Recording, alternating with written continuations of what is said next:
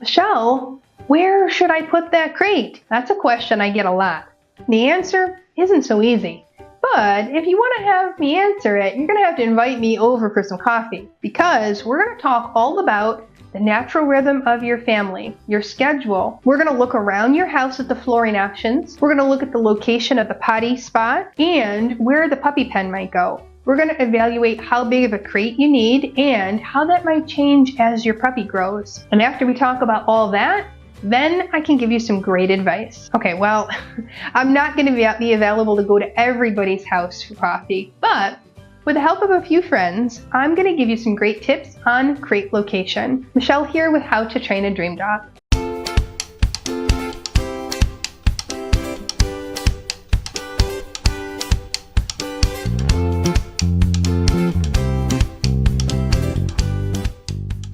Now, as you've heard, the location of the crate depends a lot on many factors. I have my dog's crate in the living room. The little one is for Pickles and the big one is for Wesley. My Great Dane, Harper, she actually gets a whole different room because she's an old lady and she needs some space away from these young guys. Now, I wanted the crates in a room that's fairly centrally located. It's easier to send the dogs to the crates when I need them to be secured or when I'm leaving the house. Now, this room is still pretty close to that potty door I mentioned. And I also have a pet camera for when I'm not home or I'm in a different part of the house. Now, I've asked some of my students from my online course to share their crate location ideas with you, so that you can see what other options there are. So first, let me briefly go over why the crate is so important for a lifetime. Now, the crate is a place for your puppy to be safe when you can't supervise or you're away from home. And the crate helps the puppy rest and recover from all that growing and developing. The crate helps the puppy learn to hold his bladder, which helps with potty training. And the crate will help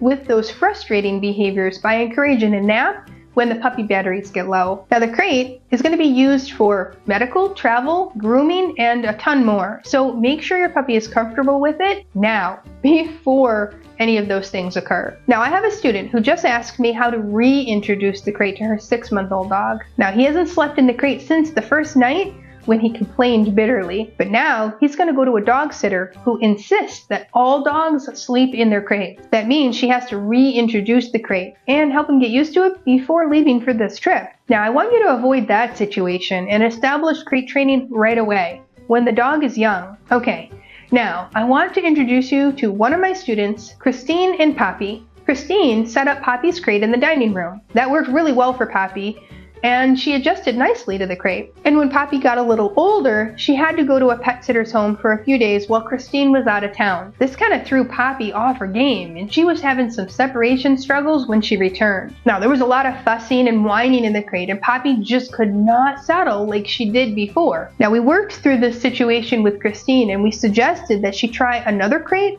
closer to her bedroom. Christine kept the original crate in the dining room for the daytime, and she used the crate near the bedroom at night. And this worked well for Poppy after that pet sitter stay, and Christine used this system for about a month. Christine got some help with these issues as part of the pro level of my online course. Now, she was able to join a Zoom call and discuss the challenges after the return from the dog sitter. And a week later, Christine checked back in with us and told us all was going well. Now, these are the kinds of issues we talk about with our students, as well as training games that are in the course. So if you want to check out the course, the link is in the description below. Now, Christine's situation addresses a great question I get sometimes. Can I use 2 crates? Well, having 2 crates isn't necessarily a bad thing, but it may not be the solution either. Dogs don't generalize, so having 2 crates in 2 locations means 2 different things to the dog. So if your dog is struggling to go in and be comfortable in the crate, you're going to need to do the training games and desensitization work for both crates. Now, let's talk about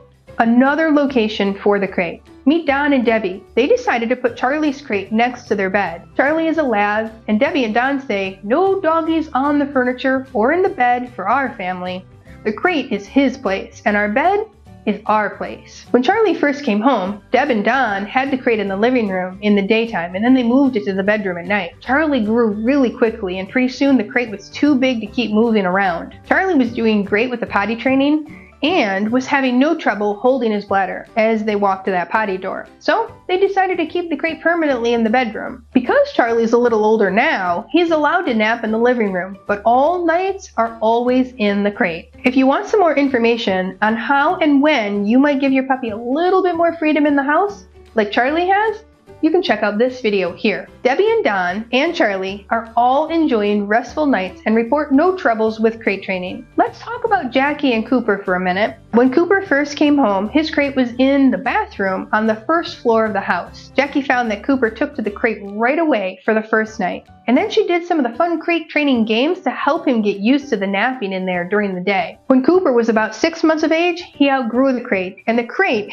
outgrew the bathroom. She moved the crate to the living room, and as you can see, it fits nicely right here under the stairs. Jackie had a similar situation with Cooper that Christine had with Poppy. Cooper had surgery, and there was a little regression in his crate confidence. Jackie also enrolled at the pro level of my online course, so we were able to work with this on a Zoom call with her. Now, Jackie didn't need to move the crate, but she did revisit the crate training games to help Cooper regain his confidence in it. Now, you can find those confidence building games in Module 1 of my online course. So you see, sometimes you have to change things up, either because the crate location no longer works for you or no longer works for your dog. We call this process becoming a dog detective, and it's something we teach at the pro level. Jackie and Christine are both great dog detectives now. This is something you'll use throughout your dog's life in working through issues that crop up. Learning how to understand what might be happening and also what to do about it is one of the best lessons I can teach you. Okay, are you ready for another crate location story? This is Beth Ann and Oakley. When Oakley first came home, Beth Ann had his crate next to the bed. This worked out okay for the first few weeks, but pretty soon Oakley was waking up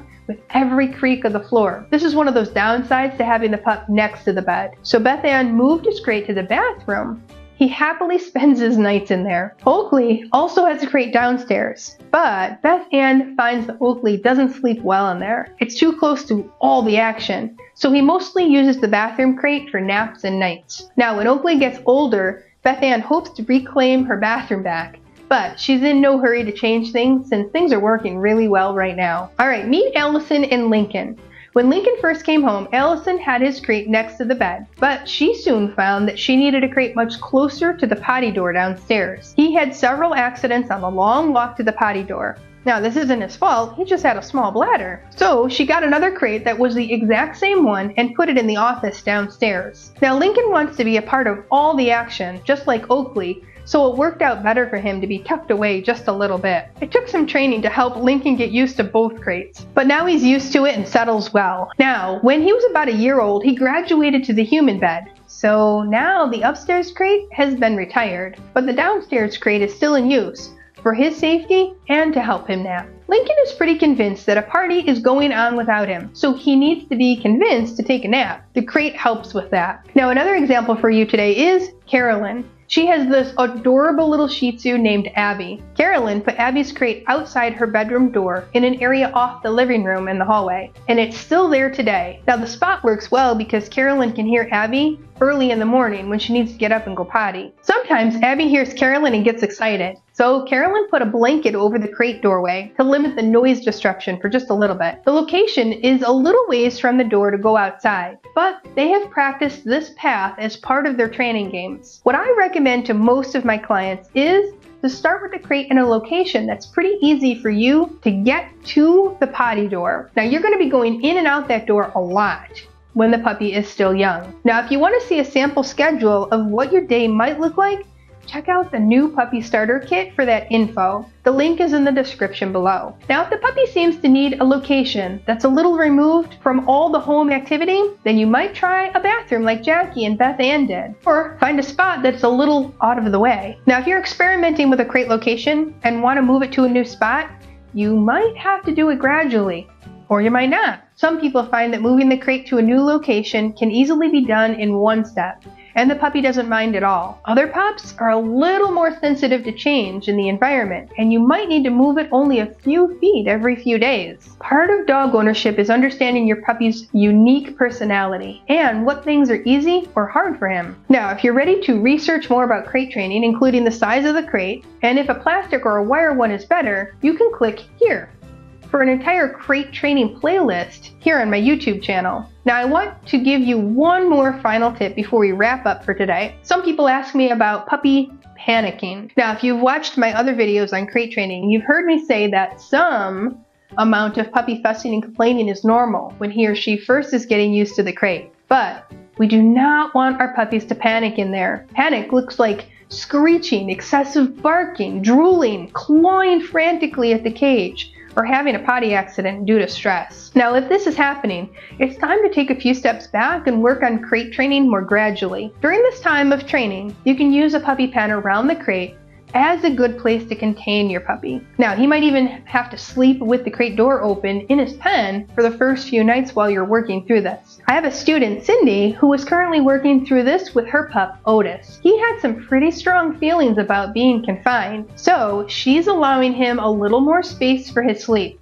as she's working through the crate training desensitization. Now, I promise you, crate training is worth it, and with time and training, you will get through it. Now, Pickles and I worked through it for quite some time before he really got the picture that I wasn't giving up. I was patient, and I rewarded him handsomely for his hard work. And now, it's his safe space that he seeks out all on his own. He stays in there for hours, even with the door open. Did you see this video? Pickles hung out in there the entire time I was filming, with the door open. Now, if you're having trouble with the crate, either your dog not loving it or you're just not sure where to put it, you can join us at the pro level of my online course and we can help you with this. And of course, you get all the other great training games with no expiration date. In the comments below, tell me, where did you put the crate? Or where do you think you might put it when your new puppy comes home?